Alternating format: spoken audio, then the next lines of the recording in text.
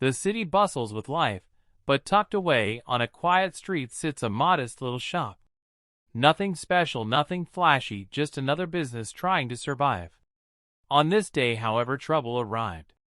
A group of police officers pulled up, stepping out with authority, their boots heavy against the pavement. They entered the shop with a smug confidence, already convinced they'd found another easy target. These officers had a reputation. They often harassed minority-owned businesses, shutting them down with trumped-up charges and false accusations. Today their sights were set on this black businessman. They demanded paperwork, threatened heavy fines, and claimed the shop was breaking city codes. To them, this was routine. Just another man they could intimidate into silence. But behind the counter, the businessman didn't flinch. He greeted them calmly, politely. No anger, no fear, just quiet confidence. The officers mistook his calmness for weakness. And that was their first mistake. The sound of sirens cut through the late afternoon air. It wasn't the usual high-speed chase or emergency call. This was different. The police cars rolled slowly down the quiet side street, their flashing lights bouncing off the windows of small businesses, painting the cracked pavement in shades of red and blue. For most people, the presence of police might bring a sense of safety, but today, for the people nearby, it brought only unease. They knew the reputation of these officers. They had seen this play out before. The patrol cars screeched to a halt in front of the little corner shop. Doors opened with a heavy thud, and out stepped the officers. Boots hit the ground one after another, echoing with authority. Their posture was stiff, their movements deliberate, and their expressions were carved with arrogance. They didn't need to say a word for everyone around to understand what was about to happen. This wasn't a routine check. This wasn't about community safety. This was intimidation. The lead officer adjusted his belt and took a slow look around, as if surveying his territory. Behind him, two others followed closely, their hands resting casually on their holsters, not because they needed to, but because it made a statement.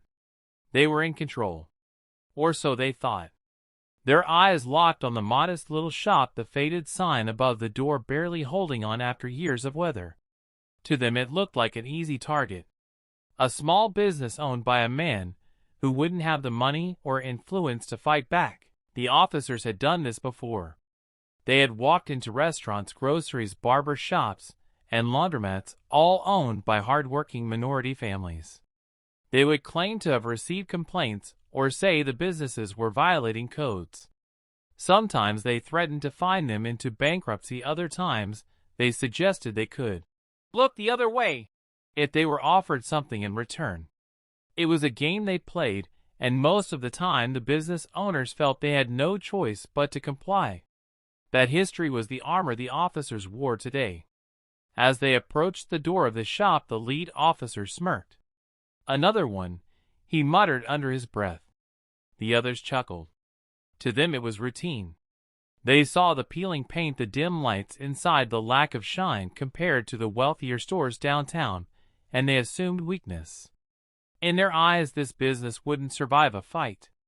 It would crumble just like the others. The small bell above the door jingled as they stepped inside, but instead of bringing warmth, it carried tension. The atmosphere shifted instantly. Customers, who had been browsing quietly, looked up startled. Some froze in place, others quickly shuffled out, not wanting to be caught in the middle of what was about to unfold. The officers filled the narrow aisles with their presence, their uniforms, and weapons, creating a wall of power. The shop itself was simple. Shelves lined with neatly arranged products, a faint smell of fresh coffee lingering in the air. It wasn't grand, but it was cared for, clearly run by someone who valued every detail. Yet the officers didn't see that. They didn't care. Their eyes weren't scanning for quality or cleanliness. They were looking for something, anything to twist into a violation. Behind the counter stood the owner. A tall, composed black man with sharp eyes and an aura of calm strength. He greeted them with a polite nod, his voice steady and warm. "Good afternoon, officers. How can I help you today?" The words were respectful, but they only fueled the officer's arrogance. They mistook his politeness for weakness. They assumed he was nervous, that he was already on edge at their presence. The lead officer leaned against the counter casually, a smirk curling at the edge of his lips. "We've had some reports about this shop. Violations. Unsafe conditions. You know, the kind of stuff that can get a place shut down." The owner raised an eyebrow slightly but remained calm. "That's strange. I haven't received any notices or complaints."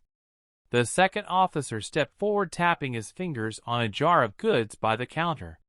"Well, that's how it works sometimes. People complain and we check it out. And from the looks of it," he gestured around the store dramatically, "this place could use a real inspection." Their tone wasn't one of genuine concern. It was condescending, dripping with the confidence of men who believed they held all the cards. Customers who remained inside exchanged uneasy glances. They had seen this act before. They knew the script. The officers would nitpick, exaggerate, and eventually declare the place unfit to operate. Then they would issue fines so high the business would suffocate under the weight of them. But the man behind the counter didn't flinch. He didn't argue or beg. He simply listened, his hands folded neatly on the counter. He knew something the officers did not.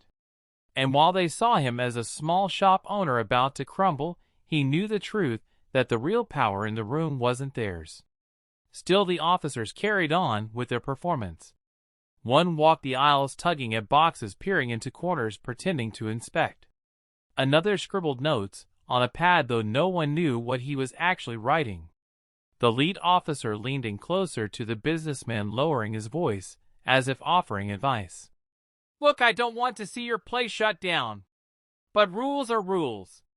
Maybe if you cooperate, things could be easier." It was the same intimidation tactic they had used countless times before.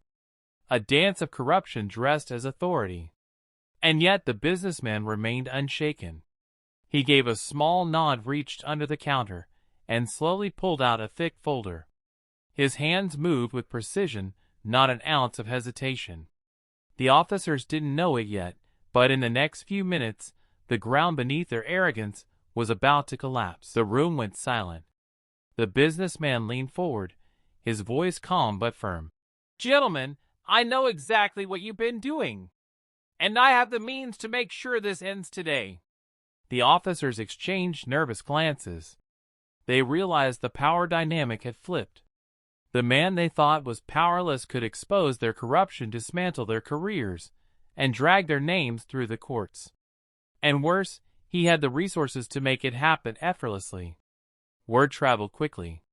Within hours, lawyers were involved, city officials notified, and the police department forced to act.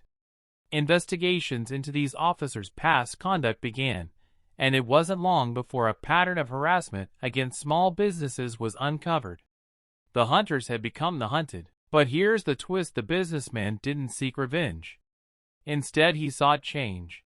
With his resources, he funded protections for local entrepreneurs, set up grants for small business owners, and pushed for reforms in policing. He wasn't just fighting for himself, he was fighting for every person who had been silenced, bullied, or threatened. The officers, stripped of their badges, became examples of what happens when arrogance and prejudice go unchecked. Their power was gone, their reputations destroyed. And the little shop on the corner? It remained open, stronger than ever, a symbol of resilience and justice. And so what began as a simple attempt to intimidate a small shop owner ended with a powerful lesson for everyone watching. The police officers who thought they could bend the rules, who believed their authority made them untouchable, discovered the truth the hard way. The man they mocked, the man they tried to shut down, wasn't just another face in the crowd. He was a billionaire investor, a man of influence, power, and dignity. But more than that, he was a man who refused to let arrogance and prejudice go unchallenged. Instead of using his wealth to seek revenge, he used it to build something greater. He invested in protecting small businesses, giving others the chance to stand tall without fear. He worked to reform systems that had been abused for far too long, making sure others would not face the same injustice he had witnessed. His little shop became more than a business, it became a symbol of resilience, hope, and justice. The officers who once walked with heavy boots and smug smiles now carried the weight of their own downfall. Their reputations shattered, their badges stripped, they became reminders of a simple truth: power without integrity will always collapse. So the next time you look at someone and judge them by their appearance, their shop, their clothes, or the size of their business, remember this story. Because behind the most ordinary doors can stand extraordinary people.